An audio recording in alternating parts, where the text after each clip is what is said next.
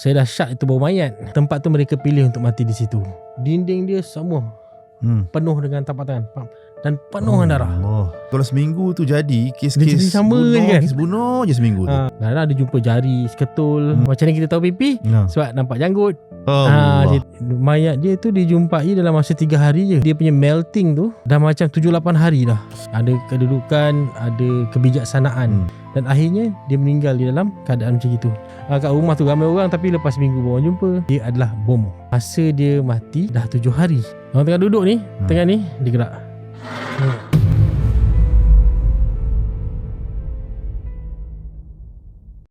Assalamualaikum warahmatullahi wabarakatuh. Geng siasat semua, selamat datang sekali lagi ke podcast Borak Balai bersama dengan Abang Crime, podcast crime nombor 1 di hati anda. Hari ni macam biasa kita invite seorang guest yang ada cerita-cerita tersendiri. Dan sebenarnya guest ni ialah guest yang sangat-sangat dekat dengan kegiatan jenayah ataupun crime scene, sebab mereka ni adalah individu yang selalu berada di lokasi kejadian. Tak kisahlah pembunuhan ke, bunuh diri ke dan sebagainya. Dan sebenarnya kalau korang pernah tengok ada satu program, satu drama, K-drama dekat Netflix, tajuk dia Move to Heaven.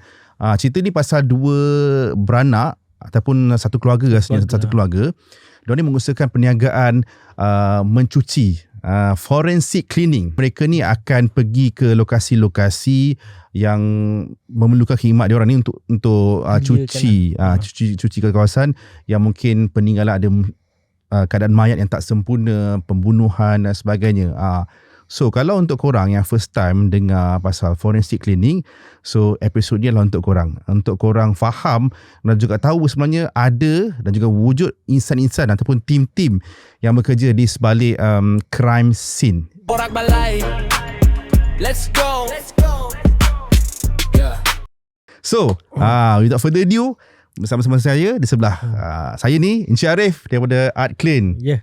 Okey. Apa khabar Encik Arif? Alhamdulillah sihat. Okey. Okay, selamat datang ke studio kita. Terima kasih juga sebab jemput kita untuk mendengar orang kata coretan kita orang pula.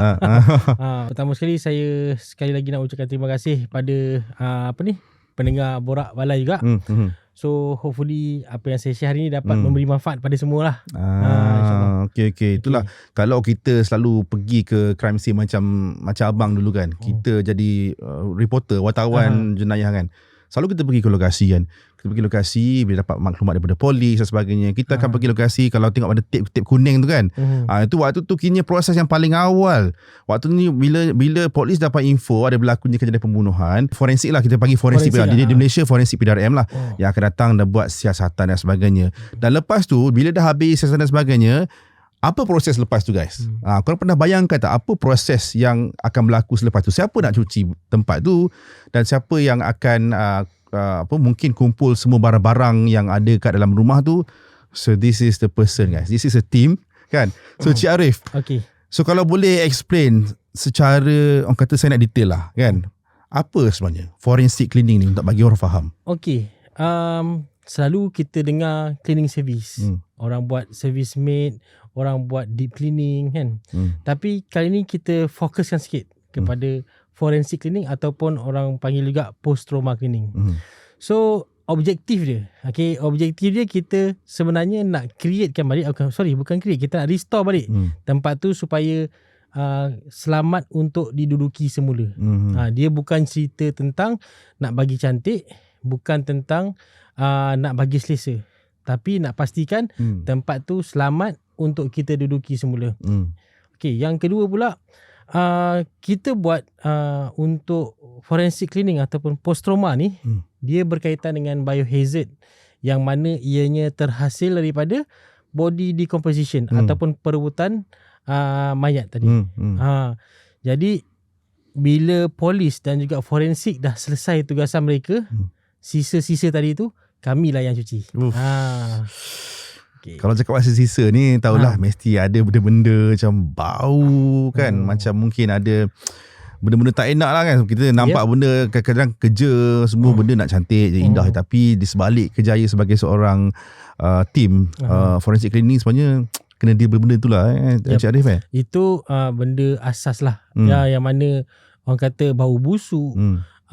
Lepas tu sisa-sisa orang kata 3D lah, dirty, dangerous and apa lagi satu saya ingat dah. Tapi 3D punya industri ni semuanya ada dalam forensic cleaning tadi. Cik Arif dah berapa lama Okay, bidang kita ni? lebih kurang kita dalam company itself dah 12 tahun lah. 12 tahun. Dan kita buat forensic cleaning ni dah lebih kurang 6 tahun ke 7 tahun macam itulah. Okay.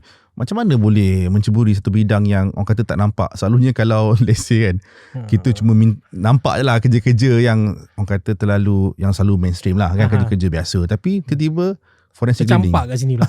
campak kat situ, macam mana tu? Okay. Pertama sekali, kita memang ada buat deep cleaning, yang mana kita panggil overhaul cleaning, dan juga kita buat schedule waste handling. So kita ada sedikit sebanyak pemahaman bagaimana nak uruskan chemical. Okay, jadi satu masa tu one of our regular customer, dia punya pakcik pass away, dan ditemui selepas 7 hari. Jadi dia sebenarnya masa tu kita tak pernah pun handle situasi ada sisa darah macam ni. Tapi disebabkan kita, pertama kita dah biasa buat dalam keadaan yang teruk, which is hoarding punya situation. Lepas tu kita dah biasa dengan bau busuk apa semua, jadi kita cuba juga buat. Tapi itu adalah permulaan pertama bagi tim kita. Adalah bermula daripada nak tolong saja. Nak tolong, itu permulaannya. Ya, betul. So kalau orang kata pertama kali tu, first time tu macam mana tu pengalaman tu?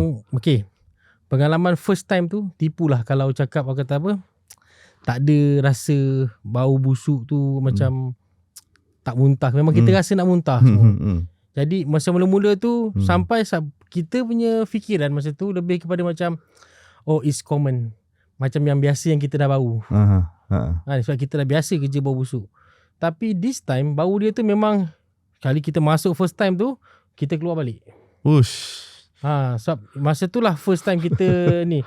Tapi masa tu pun adalah daripada tim kita ni ada kenalan dekat kerja hospital forensik kan. Jadi dia call apa semua. So dia ajar macam nak bagi kita absorb dan accept bau tu lah. So diorang ajar, so diorang pun buat. Tapi masih lagi ada yang tak boleh handle lah. Tapi second time, third time tu tim happy je untuk buat benda ni lah. Ada tak keluarga punya penerimaan macam mana handle benda macam ni? Daripada sebab saya buat ni sama-sama dengan isteri kan. Kita kerja, cuma isteri lebih kepada bahagian management dan saya lebih kepada on-site lah. Jadi penerimaan keluarga tu pada mulanya macam biasalah, orang akan cakap, kau okey ke nak kerja macam ni? Tak takut ke badi mayat? Tak, itu macam-macam tak lah. Tapi saya orangnya pula, bila ada sesuatu tu, saya looking for jawapan kepada masalah tadi. Macam mana aku nak kena ni? Kalau jadi macam ni, apa nak kena ni? Kalau jumpa ini, apa nak kena buat? Jadi dari situlah kita orang slowly grow untuk involve dalam forensic cleaning ni lah.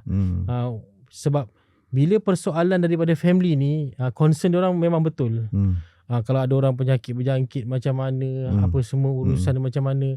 Jadi macam mana cara nak yakinkan diorang adalah dengan tunjukkan, kita dah study, ini SOP dia. Bila kita buat kerja, cara dia macam ni. Sebelum balik, apa kita buat? Jadi mula-mula tu memang tak boleh, orang kata tak boleh terima. Tapi lama-lama tu bila saya tekankan tentang misi kita, selain daripada buat kerja ni sebagai kerja, tapi sebagai satu bantuan sebenarnya. Kita lebih kepada membantu menyelesaikan apa yang ditinggalkan arwah tadi atau mendiang ni lah. Jadi kita completekan perjalanan dia tu. Dia dah pergi, apa yang tak settle kita settlekan. Sebab bukan semua orang boleh buat. Betul. Sebab kalau semua orang boleh buat, dah ramai orang buat. Sebab ramai cakap boleh buat, tapi ada yang buka pintu van, dia sendiri collapse. Itu cerita lain. Cik Arif, latar belakang pendidikan dalam bidang chemistry ke, ada kimia ke atau macam mana?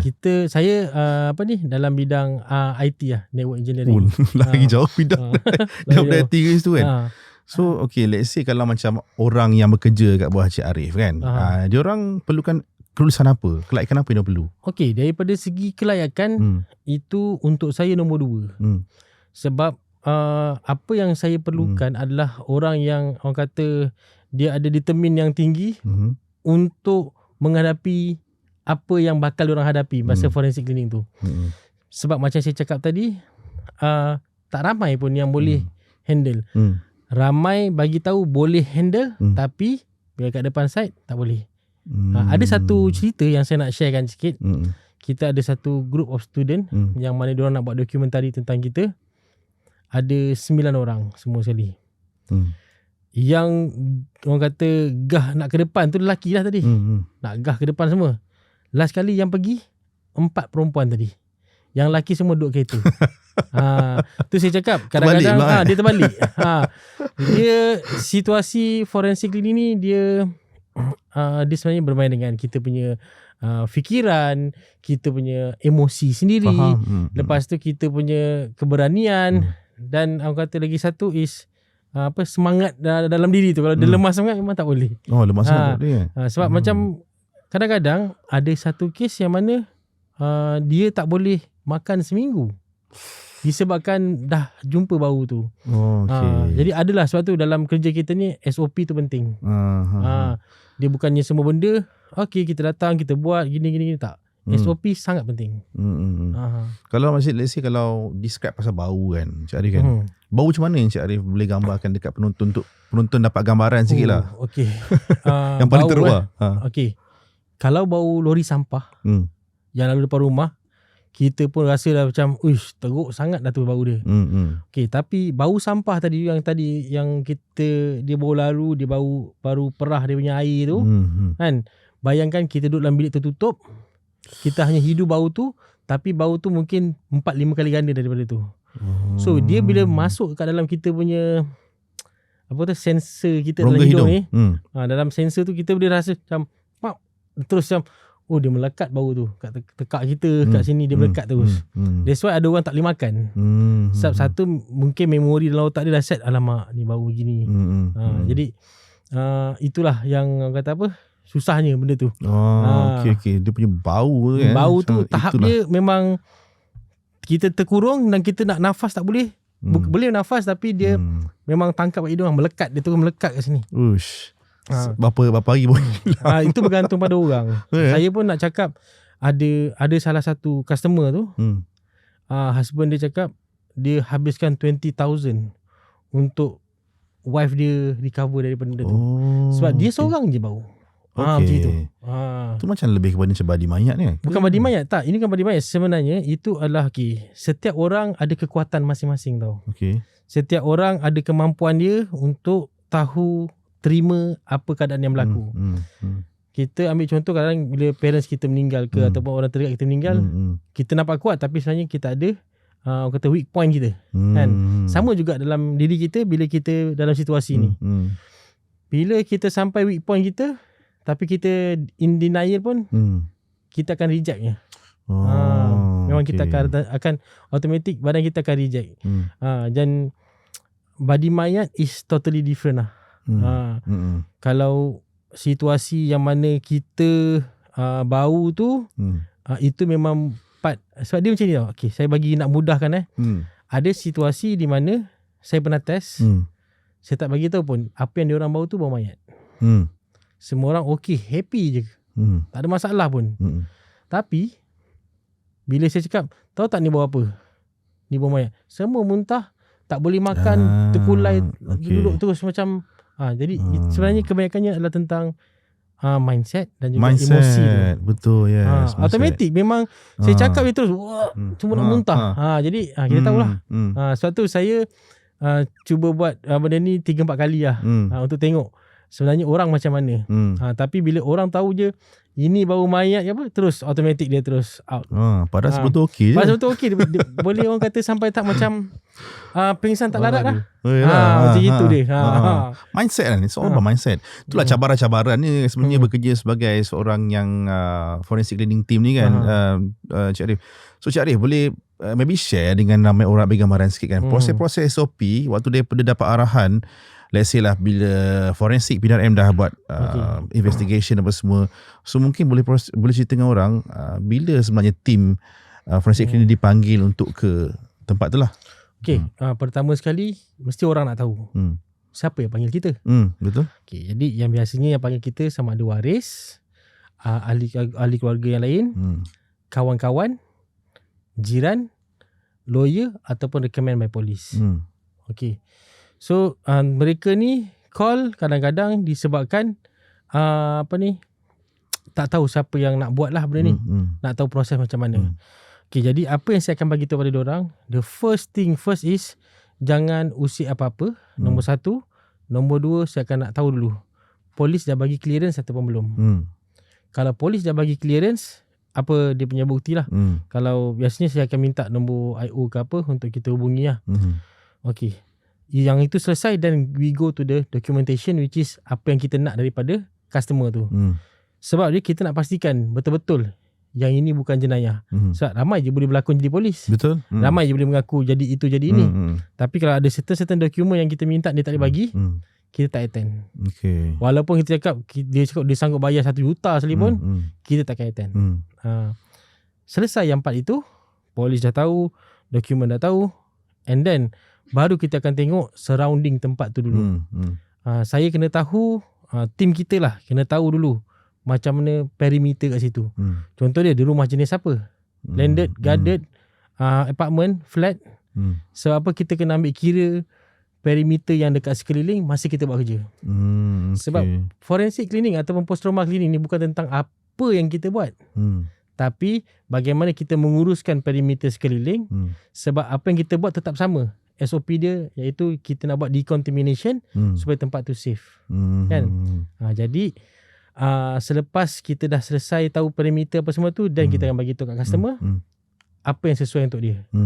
Ada tempat kita kena buat weekdays, ada tempat kita kena buat weekend.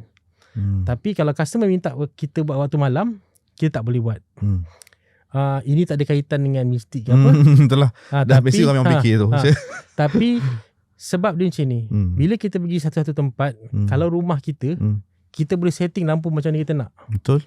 Tapi kalau rumah orang, kadang-kadang kita sampai satu lampu je.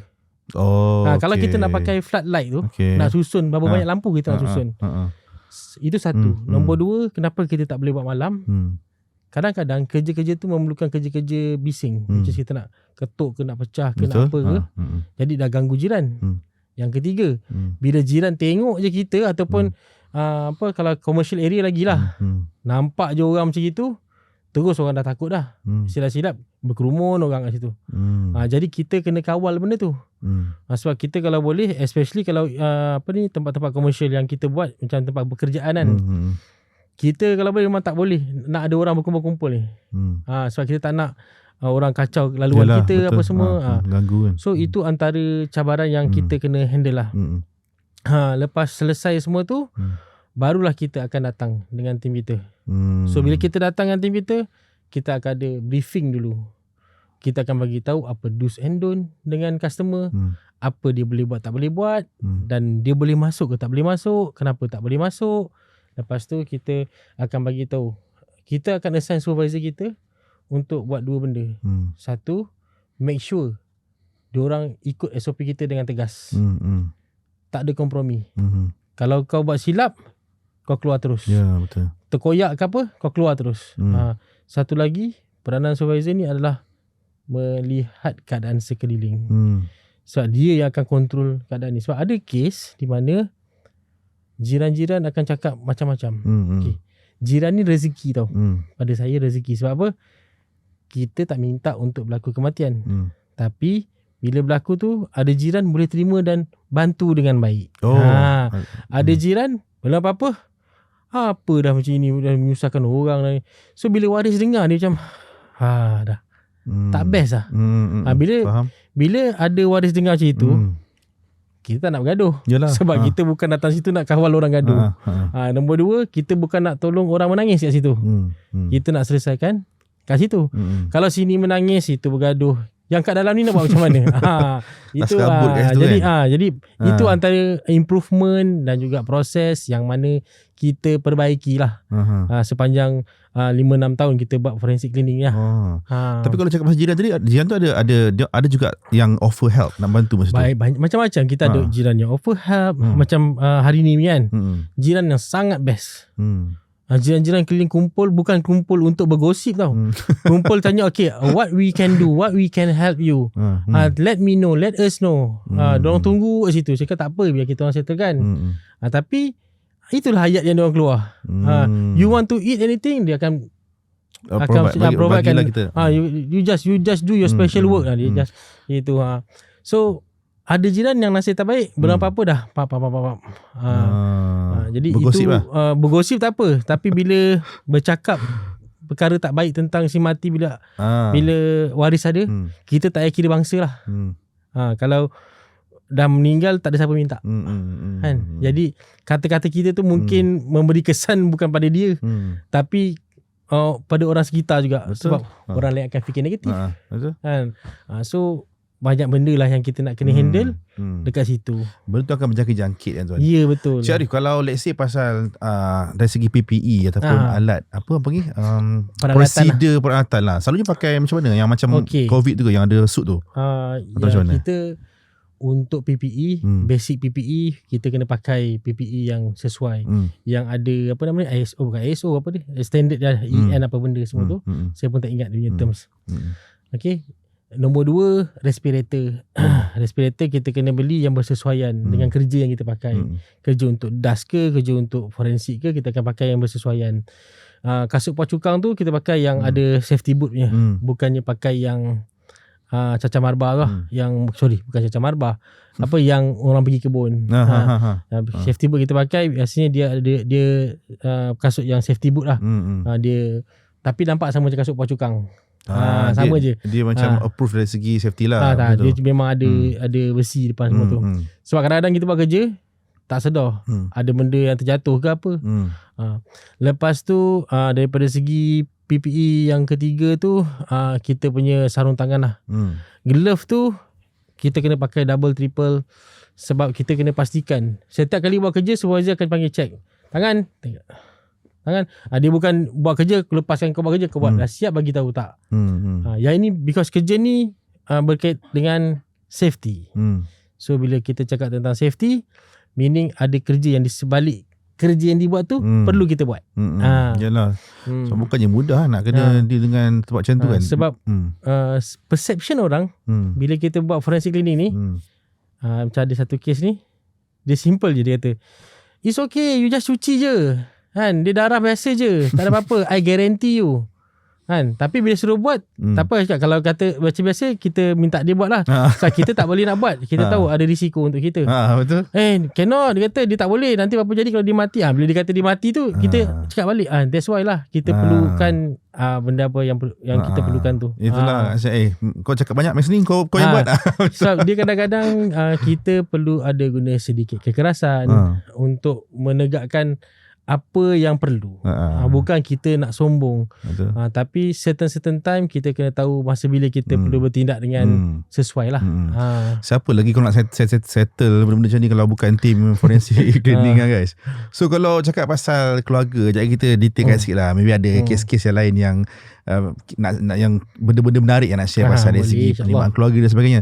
Nak tahu kos tu, Cik Arif. Orang kata kalau dengar dari segi sharing Cik Arif tu kasi macam ni bayar mahal ni, confirm ni kan. So jadi macam mana kos, mungkin orang nak faham. Kos ni dia terlalu subjektif. Kita tak boleh nak cakap dia mahal, tak boleh nak cakap dia murah.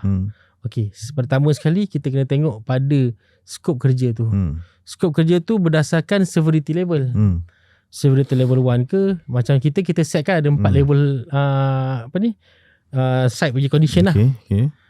Site pertama, condition dia tak menjejaskan apa-apa, tapi ada darah. Contohnya macam orang jatuh daripada rack kat kilang, jatuh daripada rack tingkat rack yang 6 tingkat tu, jatuh mati just one time, itu kita consider level 1. Level 2, bila jatuh, bila berlaku kematian tu, dia melibatkan perabot-perabot dia. Okay, maksudnya ada perabot yang defect yang mungkin kita boleh treated, mungkin kita kena buang. Nombor 3 adalah bila tahap mayat dah lebih daripada 6 ke 7 hari 4 ke 7 hari tu pereputan dah tinggi dan body fluid pun dah merebak, bau pun dah kuat. Dan the most extreme one is memang dia dah absorb lah dekat dalam lantai apa semua, dan memang major punya major work untuk kita restore balik tempat tu. Mungkin masa 5 hari dan juga keadaan berulat dah teruk. So itu the most extreme level lah. Lama juga 6 ke 7 ada yang kita 6-7 hari. Dia kalau 7-8 hari yang maksimum tu, 7-8 hari tu, time tu banyak tengah mereput lembik lah. Dah kata macam mencair lah. Kan lepas kalau kata 2 minggu tu dah tak apa sangat dah. Bila kita datang pun dah kering. Walaupun jumpa lepas 2 minggu, keadaan tu dah kering dah. Okey lagi lah. Tapi kos tu kira ikut pada stages lah. Ya, betul. Dan selalunya kos ni dikeluarkan oleh family sendiri. Tak, atau macam mana? kos kita akan sebab tu bila kita inquiry yang masuk berkaitan dengan forensik ni, kita perlukan site visit dulu. Okay. Ataupun dia share dengan kita gambar. Kadang-kadang kita dah bergambar pun kita dah dapat capture dah. Dan kita perlukan a few detail maklumat supaya kita faham keadaan kat situ. Okay. Dan daripada situlah baru kita akan bagi harga. Perlukan berapa, apa. Satu lagi kita nak tahu juga, selain daripada kita kemaskan kawasan yang terjejas, dia nak kita clearkan satu rumah ke, pun boleh juga. So harga tu bergantung apa yang mereka perlukan dan juga severity level kawasan yang terjejas tadi. Okay. Ada banyak faktor lah sebenarnya. Banyak faktor. Kadang-kadang benda tu sikit, 2,000 je. Kadang 1,000 je pun ada juga. Kita tak semua benda yang kita letak harga tinggi terus, tak. Dia ikut severity level. Okay. Cakap pasal kawasan terjejas tadi kan Tuan mention. Kawasan terjejas dan severity dia kan lagi teruk, lagilah rumit, mahal dan juga rumit bayaran dia. Rumit dan lebih juga, rumit dah. Kerja rumit dan mungkin kos lagi tinggi. Ya, betul. So kalau let's say kan, kalau bercakap pasal ni pengalaman pada Encik Arif lah, dekat kawasan dalam rumah tu kan, kawasan mana yang selalunya Encik rasa macam paling banyak benda-benda macam ni jadi? Yang ni soalan yang menarik pada saya, sebab saya ada highlightkan dulu dekat kita punya media sosial. Kawasan pertama sekali yang sering berlaku kematian, pertama depan tandas. Tak kisahlah tandas dekat dapur ke, tandas kat bilik air ke, tandas kat bilik tandas kat bilik air pula. Tandas kat bilik ke, dia depan tandas. Itu sama. Yang kedua dekat ruang tamu. Yang ketiga dalam bilik atas katil. Okay. So these 3 area is the common area yang berlakunya kematian. Okay. Itu berbeza pula dengan hotel. Hotel lain. Kalau jenayah lain. So situasi tu berbeza-beza. Dia takkan sama. Dia takkan sama. Cuma sebab dia kematian berlaku. Jadi forensik cleaning diperlukan. Tapi kalau cerita tadi depan toilet, of course lah kan. Contoh macam tergelincir. Bilik air. Selalunya kes-kes macam ni kan. Kalau ini apa yang abang my own judgement lah kan, macam tu kan. Berlaku depan bilik air, atas katil, depan tandas dekat bilik air. Mesti melibatkan orang-orang tua duduk seseorang, betul tak? Tak semestinya. Tak semestinya. So contoh macam kalau dia siapa yang seawal usia 17 tahun kita pernah handle yang meninggal, sampai tua pun ada. So macam saya cakap, bukan macam saya cakap lah, kematian tu rahsia. Dan dia boleh berlaku kat siapa-siapa je, dan tak kira usia. So kalau tanya saya balik tadi, mesti berlaku kat orang tu. Kalau ikut pengalaman kita orang, tak. Dia macam trend tau. Umur, kejadian yang berlaku, apa yang dia macam trend. Contoh trend waktu tu, orang set yang macam geng-geng pergi gym, yang macam dekat rumah dia banyak macam mana-mana gym. Time ada macam tu. Ada satu time pula, budak-budak umur 17 sampai 20-an, macam 22, 23 meninggal seorang macam tu. Lepas tu tiba-tiba minggu tu, bulan tu jenayah je. Kes bunuh je. Okay. Dia Untuk kita orang, kita dapat macam gitu. Oh, dia macam trend lah. Actually sebenarnya trend-trend ni kan Cik Arif kan. So menarik juga nak share ni kan. Bukan je pihak Cik Arif. Tapi sebagai reporter tu kan. Kita ada satu trend, kalau seminggu tu jadi kes-kes bunuh, kan? Kes bunuh je seminggu tu. Bunuh dia lebih kurang sama kan. Lebih kurang sama.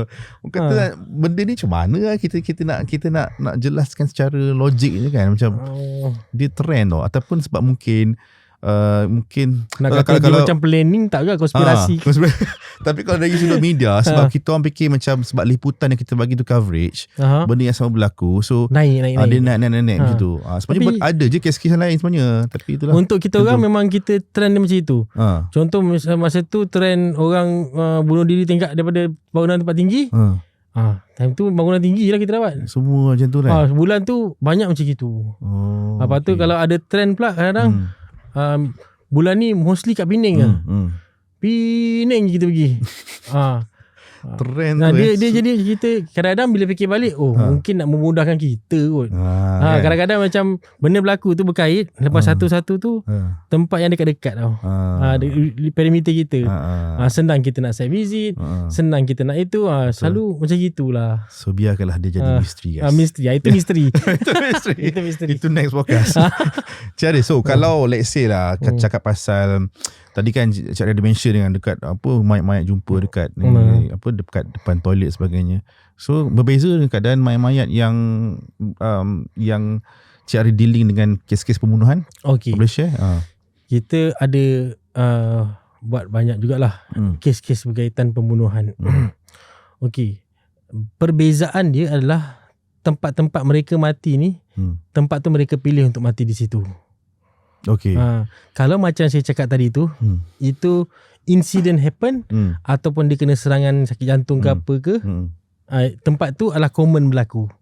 Ataupun kalau orang tua mungkin dia sakit tua, dia meninggal kat ruang tamu. Tapi kalau untuk jenayah, dia boleh berlaku kat any area, tak kisahlah hotel ke apa ke, mana-mana je dia boleh jadi. Okay. Perbezaan jenayah dengan bukan jenayah. Jenayah dia lebih kepada tak ada proses perebutan melampau. Dia antara level 1 to level 3. Maximum level 3. Itu pun level 3 because of ambil masa untuk jumpa mayat. Compare tu bukan jenayah. Bukan jenayah sebenarnya proses perebutan yang kadang-kadang dah teruk dah. Itu dua benda yang kita dapat sepanjang kita jalankan kerja forensik ni. Okay. Lepas tu pula, dalam kes jenayah, memang kita kena tunggu polis release. Walaupun didesak macam mana pun oleh orang lain, bagi dulu. Polis kata release, dan kita masuk. Dan perbezaan keadaan jenayah lebih kepada darah punya berselerak. So darah punya tapak tangan ke kat dinding, kat lantai, semuanya darah sajalah. Dia bukannya proses perebutan. Tu dia. Beza dia lah. Maksudnya kalau let's say kalau macam Cik Arif pergi ke kawasan-kawasan yang crime scene, memang nampak lah kesan macam struggle. Ada tak macam nampak kesan struggle mangsa? Kalau kita cerita pasal struggle ni, kita boleh nampak. Kalau ada satu time tu, masa time tu ada kes GISB dan ada berlakunya kes pembunuhan 32 tikaman. Jadi benda tu berlaku dalam satu ruangan bilik, yang mana bilik tu dinding dia semua penuh dengan tapak tangan dan penuh dengan darah. Kalau kita cerita tentang saya nak cakap macam mana, tumpukan darah tu is daripada tangan dan daripada contohlah keluar terpecik. Dekat dinding lah. Tapi penuh. Orang boleh kata separuh dinding dia punya darah tu diliputi hampir 80% keadaan tu. Masya dan lantai Allah. Tadi tu dia macam basah cair dengan darah tadi. Darah pekat darah dia pekat, cair pekat, cair pekat dia. Blood pool lah penuh, kan. Betul. Penuh lah. Pernah tengok kan? Macam itu. Tengok dalam tengok dalam movie dia macam gitu punya keadaan. Jadi bila kita tengok keadaan tu, kita boleh nampak macam mana tapak tangan dia pergi ke arah mana. Lepas tu kita boleh tahu yang ni ni pembunuh punya ni kat sini kan. Kita boleh nampak flow dia bergerak ke mana, apa yang dia tarik. So kita punya imajinasi tu boleh nampak berdasarkan keadaan. I see. Kalau orang kata kalau kita tengok TV, orang kata tu macam bukti berdasarkan keadaan lah. Tak disahkan lagi. Tapi apa yang kita nampak tu, macam gini struggle dia. Teruk macam gini. Kita nampak lah. Dia punya tangan merangkak ke. So bila dia merangkak, dia punya kaki tu darah macam mana. Itu yang tadi nampak tumpuk darah. Cair darah pekat macam tu. So kalau let's say pergi dekat crime scene tu, pernah tak macam kita tahu selalunya bila dah mayat tu dia dah bawa forensik dah bawa dan sebagainya. Pernah tak macam terjumpa serpihan macam kuku ke rambut ke? Okay. Mungkin yang ni normal kot. Selalunya pertama sekali kita cerita daripada basic pertama sekali muntah tu normal, berak normal, air kencing pun normal. So 3 benda ni dia akan ada salah satu, muntah berak atau muntah kencing. Dia akan tengoklah combination dia macam mana. Kedua tadi, lepas tengok tadi tu, kita akan nampak serpihan kulit kepala dengan rambut, gigi, kadang-kadang pipi punya macam ni kita tahu pipi sebab nampak janggut. Macam tu. Kadang-kadang kuku punya ni dia macam terkopik, tertanggal. Itu normal dan kita akan uruskan dengan cara yang betul lah. Mengikut proses yang betul untuk kita dispose benda tu. Dia kena return ke mana ke? Okay, kita tanya waris dulu. Waris nak ambil diorang uruskan ataupun macam mana. Kalau kita nak kita settlekan, kita akan buat lah. Kita akan uruskan benda tu. Tapi kalau macam waris kata nak bagi dia, so kita akan minta dia sediakan satu bekas kontainer yang boleh bertutup. Kita bagi kat dia, kita seal dengan plastik dan kita akan buat label lah. Jadi dia nak ada yang nak tanam ke, nak bakar ke. Kadang-kadang ada jumpa jari seketul, ibu jari, kadang-kadang kita jumpa tulang-tulang kecil. Tu kalau jenayah lah, kadang-kadang kalau jenis bergaduh kan.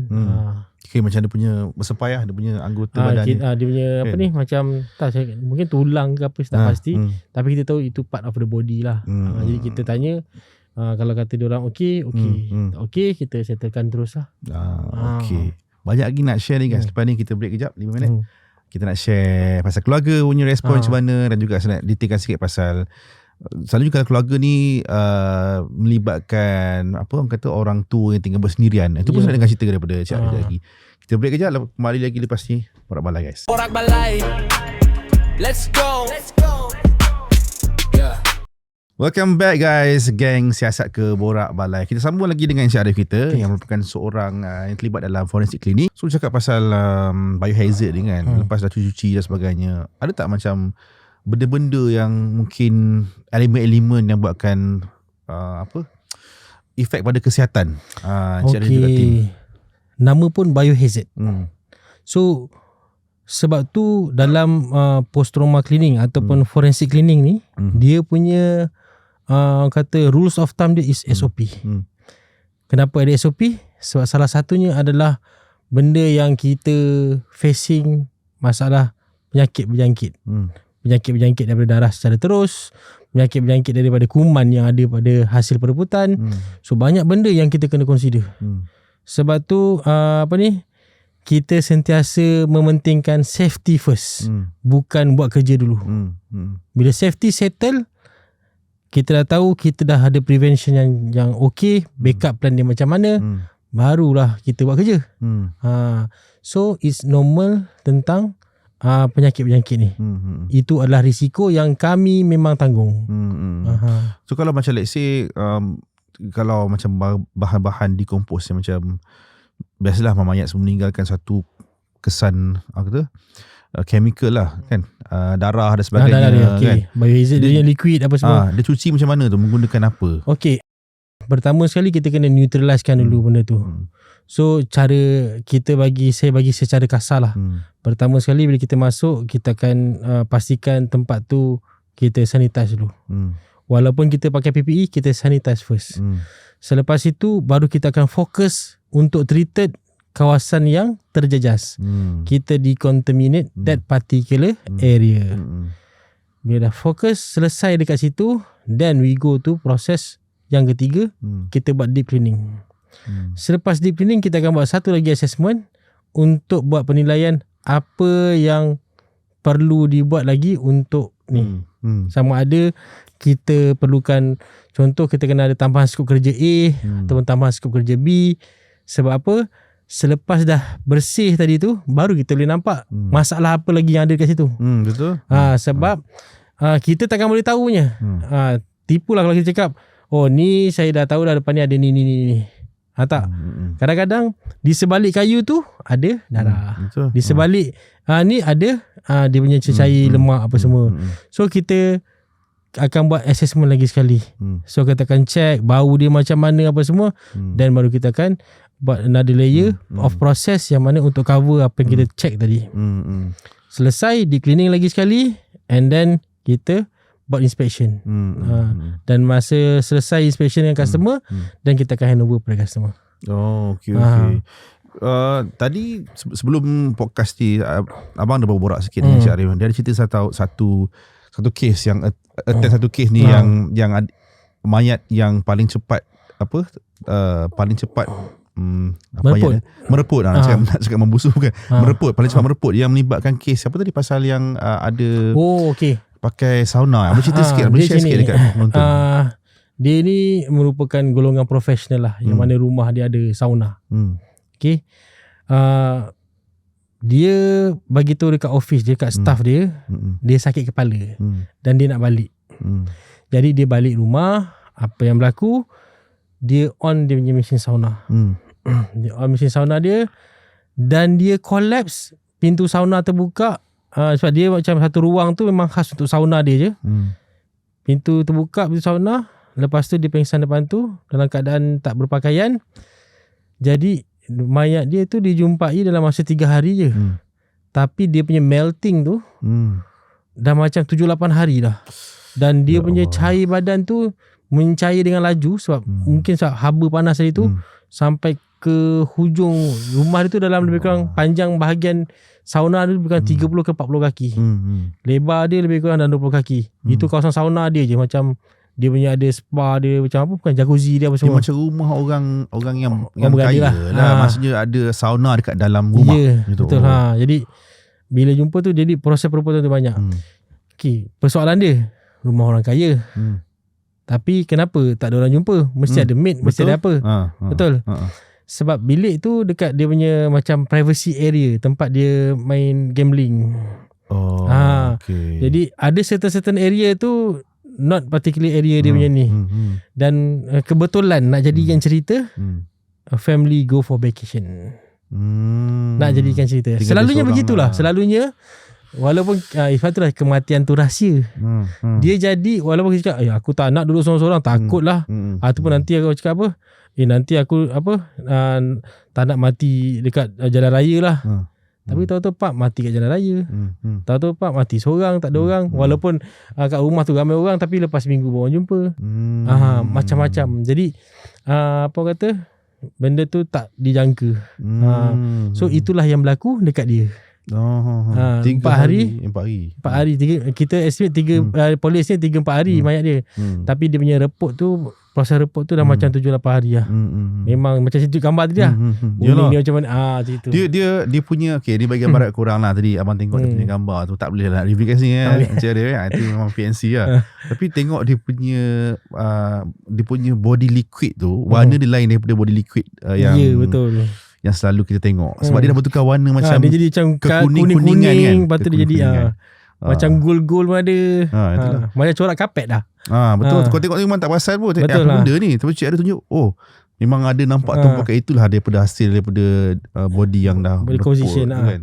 Kalau 3-4 hari sebab kita fikir kan, macam kes-kes macam ni kan, 3-4 hari dekat rumah, lepas tu tak ada orang perasan. Itu ada keluarga tu, ada maid, dah ada business, of course fikir kan, takkan staff dia tak cari dia kan. Betul. Tapi itulah benda-benda macam ni kadang kita tak tahu benda yang berlaku di sebalik cerita ni. Benda kan, tu nak jadi. Benda jadi kan. Dia benda nak jadi pop je tu. Orang question lah macam mana pun. Betul. Tapi selalu kes-kes yang selalu macam abang dengar lah, ataupun orang kata masyarakat Melayu kita dengar, selalunya kes-kes yang macam masuk media, newspaper semua yang bercerita tentang ibu dan juga bapa yang ditinggalkan bersendirian dekat rumah. Anak-anak tak ada, balik KL dan sebagainya, tapi ada sometimes yang tak dapat hubungi 3-4 hari, tiba-tiba tengok dah meninggal, dah mereput dan sebagainya. Itu satu lagi mungkin ada individu yang tinggal berseorangan, memang tak pernah berkahwin dan tak ada anak. Mungkin Cik ada kongsikan, ada tak pengalaman berdepan dengan dua kes-kes ni dan macam mana keluarga punya penerimaan? Saya bagi satu contoh yang mana kes dia merupakan seorang profesional. Dia merupakan seorang profesor. Bayangkan ada kedudukan, ada kebijaksanaan. Tapi bila dia tak berkahwin, bila emak dia meninggal je, saya tak ingat mak atau ayah dia meninggal, dia lost. Selama 3 tahun dia lost. Dia hidup macam orang bodoh. Dia tak bekerja, dia tak apa.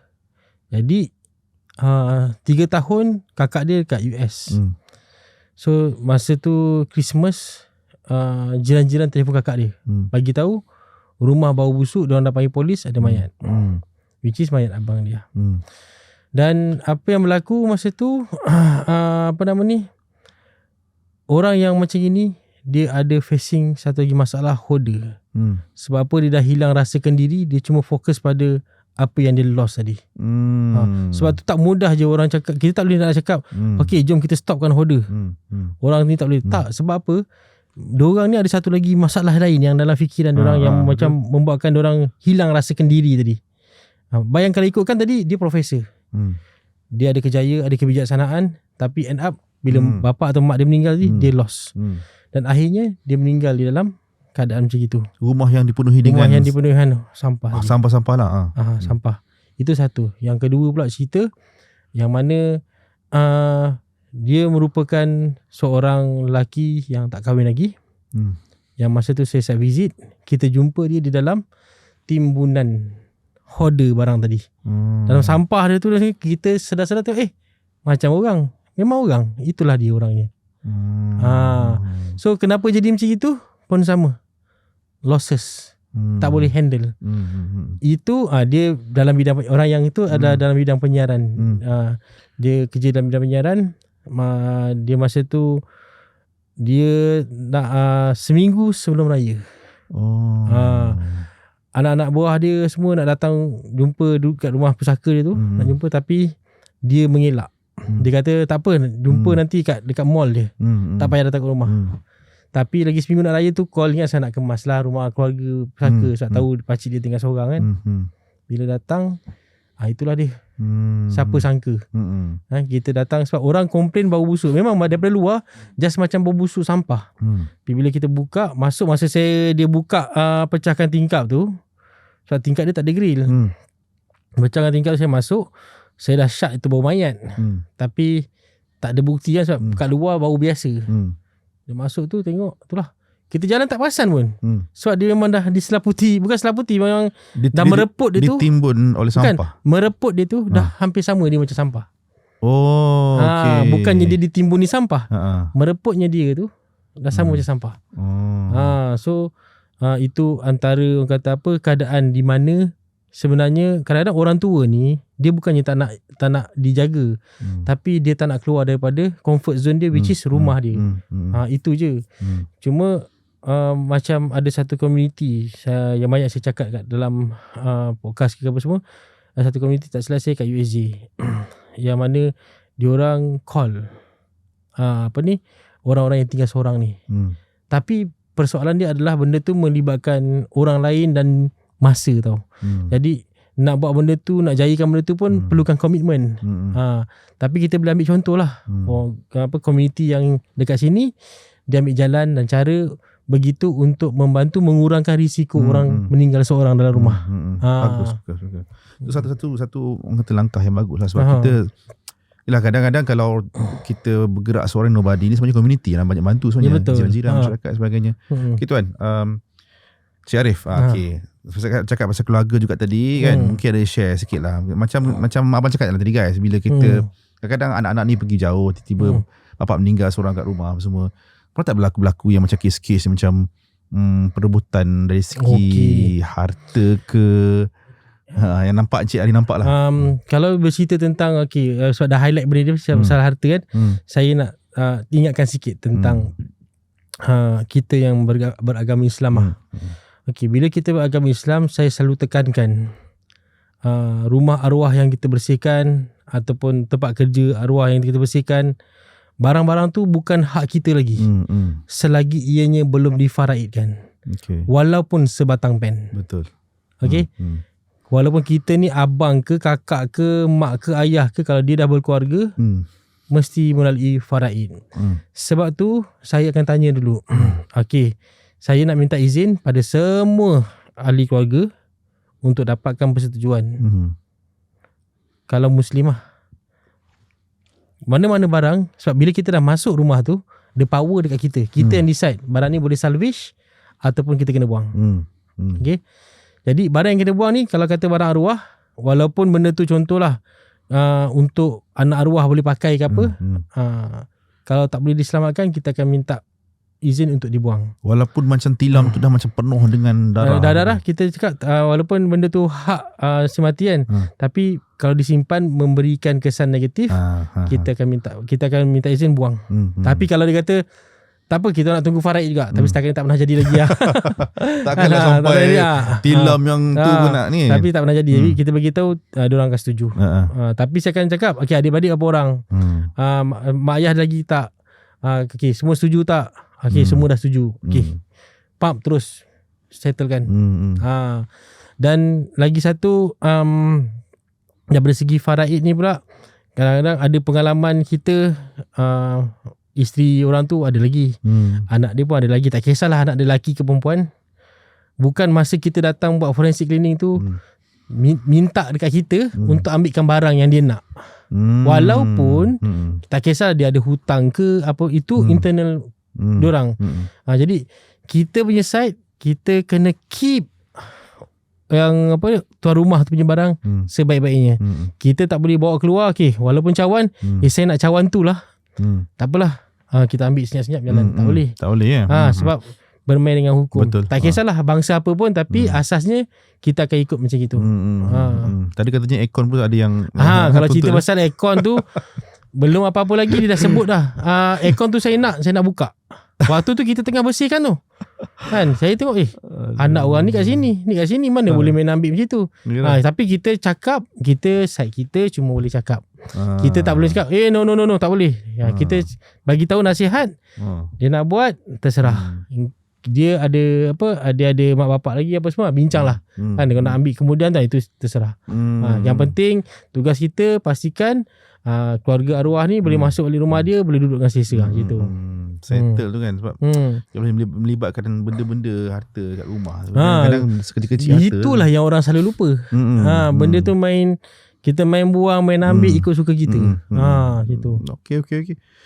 Okey, sebenarnya banyaklah sebenarnya kita dah dapat ilmu daripada Cik Arif kan. Tapi macam biasalah kita orang Melayu ni memang orang faham, korang nak tunggu-tunggu.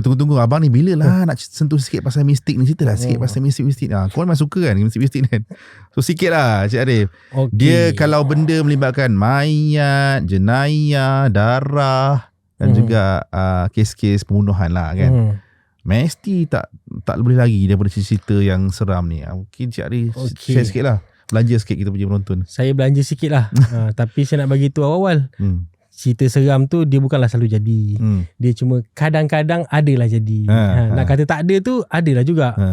So kita go yang pertama. Yang ni ketua gangster yang mati dibunuh. Kawasan mana? Rahsia. Biarlah rahsia. Kesukaran yang kami hadapi, kawasan kawasan yang tercemar, terjejas tu, besar dia lebih kurang 4x4 je. Tapi kami ambil masa 1 minggu untuk selesaikan. Saya tak ingat, saya rasa 1 minggu. Sebab apa? Selalunya bila kita proses nak nak dilute darah tu dan nak neutralisekan darah tu apa semua, benda tu mudah je. Tapi kali ni satu hari kadang-kadang dekat 30 scraper yang kita perlukan. Sebab kita nak pecahkan darah tu tak boleh. Okay. Tapi pecahkan darah sebab kenapa saya cakap pecahkan darah tu, sebab darah tu beku, tak boleh pecahkan. Macam di batu. Jadi macam batu. Okay, faham. Tapi diorang tak bagi tahu saya. Lepas tu saya cakap kat supervisor, hari ketiga ke keempat itu saya cakap kita rest dulu.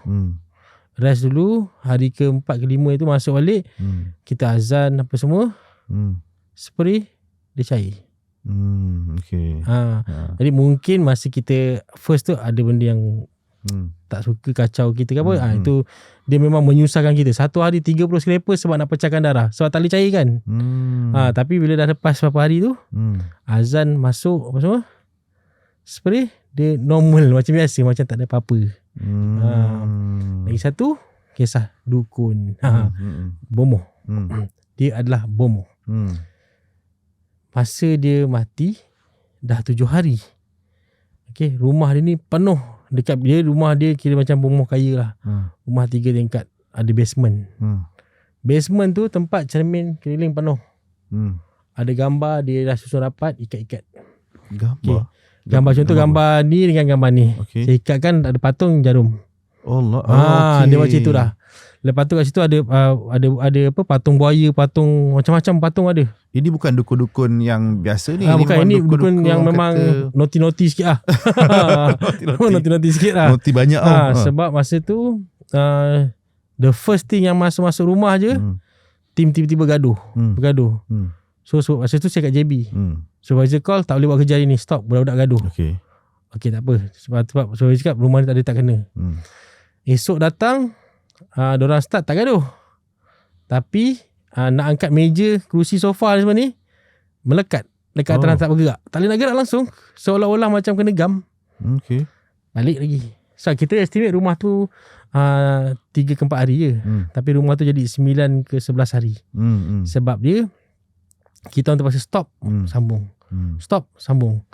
Lepas tu hari kedua tu juga budak balik accident. Nampak benda tengah jalan. Budak yang tim kita lah masih balik kerja, dah balik daripada ni lah, naik motor, pap, accident, nak mengelak benda tu. Okay, yang ketiga, apa nama ni, cawan. Okay. Orang tengah duduk ni, tengah ni dia gerak. Gerak lagi. Seram. Itu diorang kat rumah dia orang. Masa tengah duduk minum kat rumah, bergerak. Lepas tu rumah dukun ni apa lagi dia punya gambar semua, yang gambar-gambar dia dekat dinding semua, seolah-olah macam tengok kita tau. Gambar-gambar dia tu, gambar dukun tu sendiri. Dia ada seolah-olah tengok kita.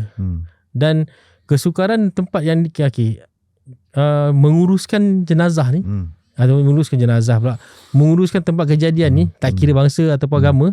Kalau Allah nak mudahkan lah. Dia akan bagi senang je. Contoh macam kes bunuh dekat Pening. Benda tu kita expect 2 hari. Tapi Alhamdulillah kita boleh siapkan dalam masa beberapa jam. Esok kita datang, kita buat finishing je. So yang ni pula rezeki dia tak berapa bagus lah. Memang susah nak dibersihkan, susah nak settlekan, dan gangguan penuh, sampaikan mencederakan tim kita. Bergaduh macam-macam. Okay. Dan satu lagi kes tu sebelum tu macam mana settlekan yang saya yang bomoh tu. Hari keberapa tu saya datang, kita azankan apa semua. Lepas tu baru kita start balik buat kerja. Tapi kita punya tim akan penat cepat. So kita buat sikit berhenti. Lepas tu sambung esok. Sikit berhenti, sambung esok. Tapi gangguan yang macam tadi melekat tu tak ada dah. So kita boleh dispose barang semua senang. Cuma energi tu tak boleh go.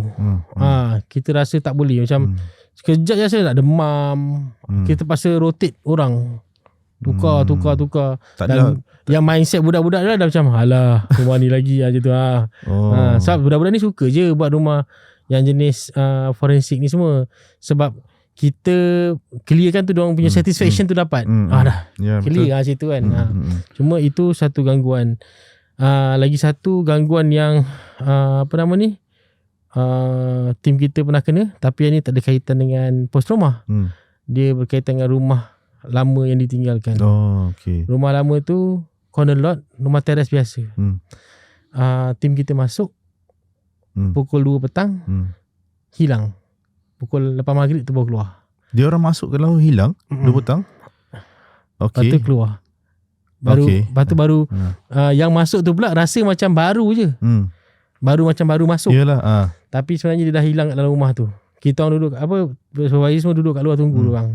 Lama lah dia hilang. Berapa jam dia hilang? Daripada pukul 2 sampai lepas kita orang lunch tu. Maghrib sampai lepas maghrib tu. Lama. Memang lama. Sebab rumah tu dia punya bersih macam bersih ada orang jaga. Dia kata baru 2 minggu je rumah tu kosong. Tapi sebenarnya rumah tu dah kosong 3 tahun. Lepas dah jadi macam itu baru dia beritahu rumah tu dah kosong 3 tahun. 3 tahun? Ya. Tapi macam orang jaga bersih. Tapi rumah tu bersih macam orang jaga. Dan lagi satu, kita ada satu rumah dekat dekat tak boleh. Lupa. Rahsia. Dekat rahsia. Rumah ni apa nama tu? Kita dah bersihkan. Ada lagi balik. Apa yang ada balik? Keadaan kotor tu ada balik. Ada balik. Tapi kadang-kadang bila dah kotor tu ada balik, kita tinggal dia. Kita cakap semua, kita dah buat, kita buat video, lepas tu kita dah bersihkan. Dan video kita, gambar kita semua ada timestamp. Ambil lagi sekali petang, jadi balik. Kita tak bersih. Give up lah. Kita bukan give up. Ada benda kita boleh teruskan. Kita kena faham objektif kerja kita.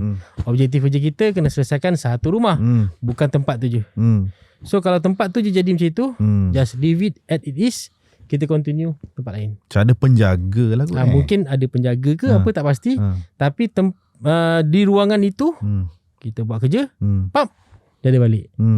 Dan kita ada bukti timestamp kita buat kerja apa semua. Dan dia ada balik tu, that's why kita stop terus. Macam-macam pengalaman tu. Tapi tu baru sikit lah. Itu baru sikit lah. Tapi kalau kita nak fokuskan benda pada mistake tu, benar-benar tak buat kerja lah. Betul kan. Kena work kena kerja kena jalan. Kerja kena jalan. Kerja tetap kena jalan. Sikit lah, maybe ada tips amalan-amalan yang Cik Arif boleh kalau amalan yang saya selalu setiap kalau tim pergi dengan saya ke apa, first kali memang kita baca Al-Fatihah 3 kul, lepas tu ayat kursi Bismillah 5, lepas tu Bismillah 11 kali, lepas tu kita baca doa untuk ibu bapa, lepas tu doakan arwah ahli keluarga kita dan seluruh umat Islam yang dah meninggal. Lepas tu kita baca doa untuk perjalanan kita. Lepas tu kita akan baca doa tawakal. So ini kalau tanya tim saya, memang orang kita buat setiap hari, kita baca lah. Setiap hari. Dan bila sampai kita akan buat round table, bukan round table buat bulatan, brief, doa, bekerja. So itu is our routine lah. Tak kisah pun siapa, apa agama kau ke apa ke, apa yang kita buat, doa. Kalau kata dalam tim masa tu ada yang bukan Muslim, jadi dia baca doa dia lah. Tapi dia selalu amin je. Macam tu lah.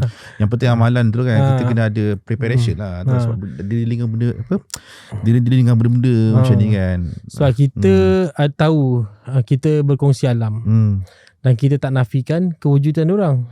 Jadi apa yang perlu kita buat adalah prevention untuk diri kita dan keyakinan kita pada Tuhan. Dan selebihnya kalau berlaku juga, ianya tetap berlaku dan kita cari jalan lain lah. Macam tadilah, kita dah buat jadi lagi. Okey, dah letak tu. Macam tu. Okey, kita dah nak sampai hujung podcast ni, dah nak habis dah. Okey, banyak kita share dalam sejam lepas. Cik Arif, sebelum kita tamatkan podcast ni, Cik Arif boleh kongsikan lah satu pengajaran yang bermakna yang Cik Arif nak share pada orang, because Cik Arif nampak kematian tu berlaku depan mata kat mana-mana, macam ni, macam tu dan sebagainya. Cik Arif share sikit apa benda yang bermakna. Okey, apa yang saya nak share ni, ada satu benda yang mana bila kita mati sebenarnya, semua rahsia kita yang kita sorokkan kat dalam rumah tu, kami akan jumpa. Cuma kami tak reveal lah. Jadi sebelum kita nak buat satu benda yang tak baik untuk diri kita ke, untuk pasangan kita ke, untuk siapa-siapa lah, ahli keluarga kita ke apa, fikir dulu tentang apa yang akan berlaku di kemudian hari. Sebab sepandai-pandai tupai melompat, orang kata akhirnya jatuh ke tanah juga. Itu satu. Yang kedua pula, bila kita buat sesuatu, sentiasa hargai orang di sekeliling kita. Sebab tak tahu masa bila nyawa kita akan diambil, tak tahu macam mana kita akan mati, dan tak tahu siapa yang akan uruskan kita. So kalau rasa kita dah hebat sangat, kalau rasa kita dah boleh handle diri sendiri, sebenarnya kita silap. Sebab nak tahu kita boleh handle diri sendiri ke tak, masa kita penghujung hayat kita. Tunggu pada pengakhiran kita. Ya, betul. Masya Allah. Satu advice yang pendek tapi complete. Satu benda yang bagi kesan kat hati kan guys. Okay. Terima kasih banyak Cik Arif daripada iClean. Banyak sangat yang dah share sejak lepas, dan abang harap korang pun terhibur dengan dengan segala macam info yang dikongsikan oleh Cik Arif. Tadi banyak cerita daripada macam mana cabarannya bekerja sebagai seorang di behind forensic cleaning, mungkin turun naik susah senang dan sebagainya. Cerita seram sikit tadi. Okay, thank you very much korang yang stay selama 1 jam dengan Borak Balai bersama Abang Crime. So kita jumpa lagi dalam next episode insyaAllah. Korang jangan lupa tekan like, komen, subscribe please. So kita naikkan kita punya subscribe juga view dekat YouTube. Thank you very much kepada semua kita punya geng siasat kita. Jumpa lagi next episode. Assalamualaikum. Take care guys. Bye-bye. Okay. Bye-bye.